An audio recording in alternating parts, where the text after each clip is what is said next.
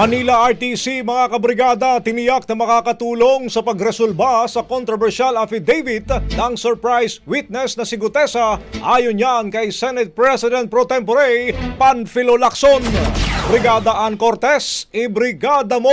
Brigada Live Report. Iginiit ni Senate President Pro Tempore at Senate Blue Ribbon Committee Chairperson Senator Ping Lacson na maaaring makatulong ang Manila Regional Trial Court sa pagresolba nga sa misteryosong controversial affidavit ni Orly Gutesa.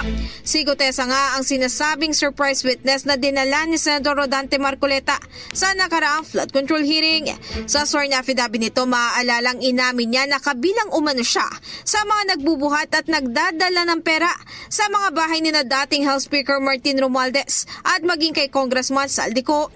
Matapos nga ang paglitaw nito at maging paglabas ng kopya ng kanyang sworn affidavit sa publiko, mariin naman pinabulaanan ni Attorney Pechi Espera ang pagpirma dito dahil ito raw ay falsified at unauthorized. Kasunod nga nito, naniniwala si Lacson na sa pamamagitan ng pagsilip dito ay malalaman din kung pinapirmahan lang talaga si Gutesa sa isang preferred affidavit na binasa niya sa naturang pagdinig.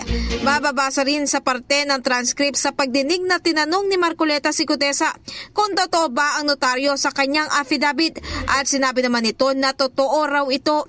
Samantala sa ilang ulat, nagpaabot naman ng kahandaan ang mga nabanggit na tao ni Gutesa sa kanyang sworn affidavit na sina Mark Bunagan at Alan Collacio na humarap sa pagdinig ng Senado o di kaya sa korte upang sila'y makapagtestigo.